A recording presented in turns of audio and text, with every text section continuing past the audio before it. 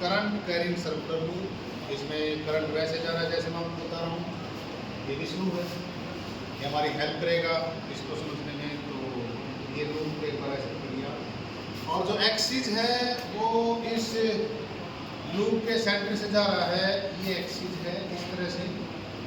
और हमें इस एक्सिस पर इस पॉइंट पर निकालनी है मैग्नेटिक फील्ड। इस पॉइंट पर निकालेंगे मैग्नेटिक फील्ड। और जो ये सेंटर है, सेंटर से इस पॉइंट की जो डिस्टेंस है, ये डिस्टेंस है x। क्या है? x। और इसका रेडियस कितना मान लेते हैं? Capital R। ठीक है, तो ये डिस्टेंस कितनी हो जाएगी जब हम यहाँ मिलाएंगे इस पॉइंट को? ये हो जाएगी हमारी R, क्योंकि करंट एलिमेंट हमने लेना। सपोज करंट एलिमेंट यहाँ ले, कहीं भी ले।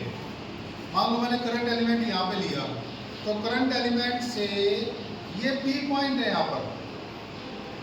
यहाँ पर करंट एलिमेंट है। करंट एलिमेंट से P पॉइंट की जो डिस्टेंस है, यानी कि जो पोजीशन वेक्टर है वो R है, वो R ऐसे इस पॉइंट पर ले करंट एलिमेंट, तो ये आपको ऐसे नजर आएगा।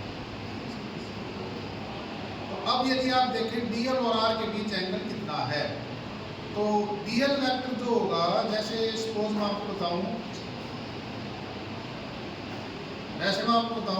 तो जो DL वेक्टर वो हमारा इस डायरेक्शन में जा रहा है और R इस डायरेक्शन में। तो DL और R के बीच एंगल होगा 90 डिग्री। कितना होगा?